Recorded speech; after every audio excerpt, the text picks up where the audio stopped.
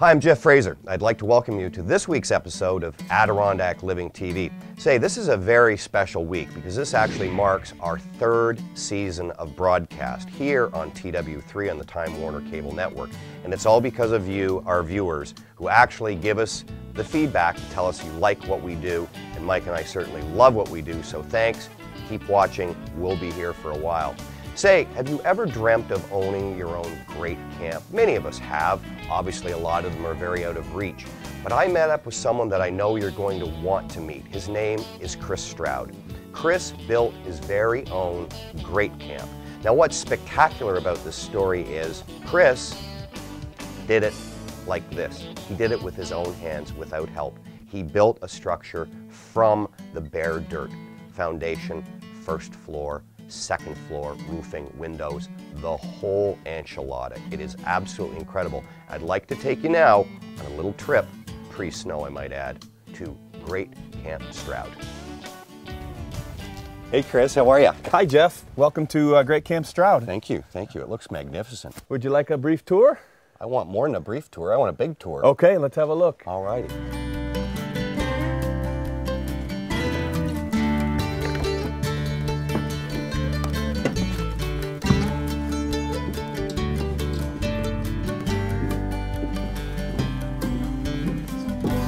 So we finally made it inside, Chris, into Great Camp Stroud. So how about the 50-cent tour? Welcome. This is the great room. That's the $50 wood stove that got me about halfway through construction.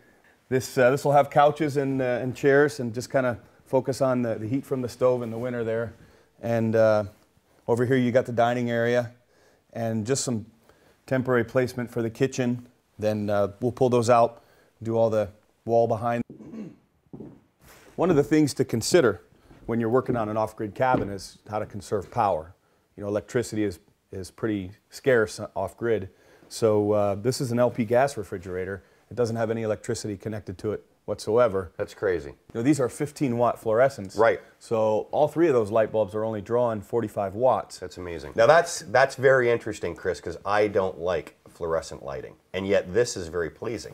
It's important when you are off-grid because you really don't have too many other choices. Right.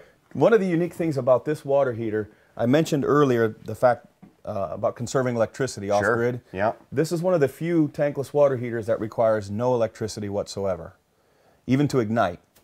It actually uses a paddle wheel that senses the flow of the water. The paddle wheel creates static electricity that creates a spark and ignites the burner on demand. So once again, no power. How do they do that? That is just totally neat. You just have to look for every opportunity not to consume power when you're running off the grid. See, folks, don't let looks deceive you. This may seem like the camp that Chris built, because it is, but this is a very high-tech camp, so you got to pay close attention to all the things he's done in here. Let's keep moving. Let's see the rest of this place. Okay.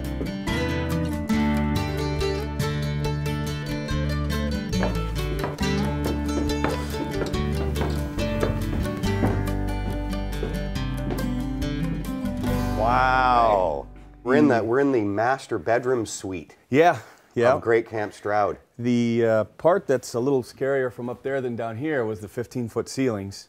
I chose a 16-12 pitch for the roof because it's going to shed everything. Tell people at home what those two numbers mean. Basically, the pitch is rise over run, so for every 16 inches of horizontal run on the rafter, it's going to rise 16 inches. Got it. Basically, okay. It's a 3, 4, 5 triangle. Okay.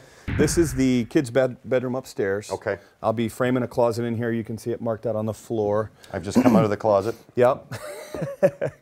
I modified the plans a little bit in the sense that I added a bathroom upstairs for the kids. You know, they tend to want to use the restroom at night. Sure. And I didn't want them falling down the steps. No. So good to have another bathroom. Yeah, you did a nice job in there too. Again, thank you. Very, very simple, right? Just a simple toilet and a nice tub surround. Looks like you had to do some surgery to the one side of the tub surround. Yeah. So I'm going to put built-in bunk beds that will attach to the rafters and make it nice and solid. I'll do another bunk bed over here, and with the knee wall, you know, when you use a second floor roof space like this, you lose some floor space due to the height of the roof coming in on you. Most of the heating will be accomplished by the wood stove downstairs. I'll have a small propane wall furnace in the master bedroom downstairs, and I'll put passive vents in the floor that will allow the heat to rise right up through the floor and heat some of the upstairs space.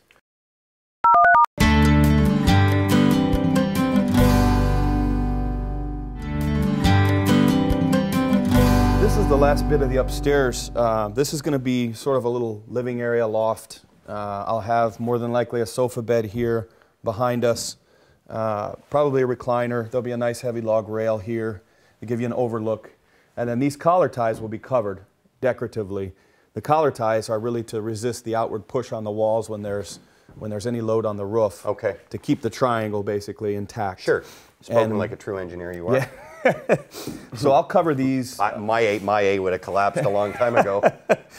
I'll cover these, and they'll be decorative, but then from the downstairs, you'll have that view up to that 27, 29-foot ceiling. So we'll see collar ties, but we'll be looking right through. All the way through. All the way through. But then you still have the option, at some point in time, of closing these all in. Yes. Room here, and yes. I believe you designed these collar ties with that in mind. I mean, the motivation in this project has always been that it's going to be kind of a legacy project. Right. Someday, I hope that this will be enjoyed by my 3 boys sure. and their children.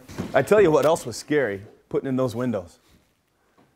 That's an 8-foot tall window that weighs all at 150, 200 pounds. And that was some of the scarier parts of the construction. Obviously, putting in these cross ties is not a lot of fun. Wow, Chris, it's really getting balmy in here. It's up to 42 degrees Fahrenheit now. Yeah, that's one of the things about weekend cabins that takes a little getting used to is when you first show up, you know, you're going to start a fire, you're going to get the heat going. Right. Depending upon the outside temperature, it might take 3 or 4 hours for the place to warm up. Yeah. So, you know, being that we've not been here that long, it'll be a couple hours before the heat comes up. Sure. But it will get to be 65, 70 in here, okay. even when it's below freezing.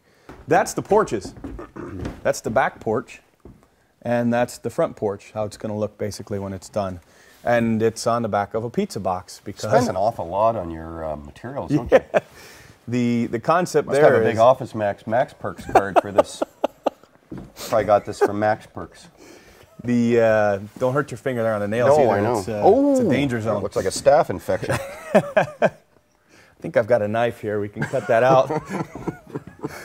Wow.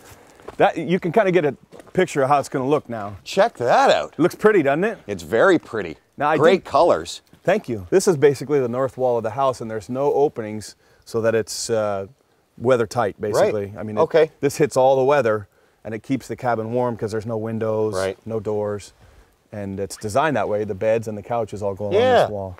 Yeah. This wall doesn't need much more than a couple hours, and it'll be done. Sure. Looks great. And then I've got to do the eaves, you know, soffit vents and so forth. So here we are at the power plant for Great Camp Stroud. This Chris? this is the off-grid power system. It's right now it's a little homely, but the last step when I'm finished with the cabin will be to put a roof on this that matches the peak of the cabin, and to put siding, so it will look very much like the cabin.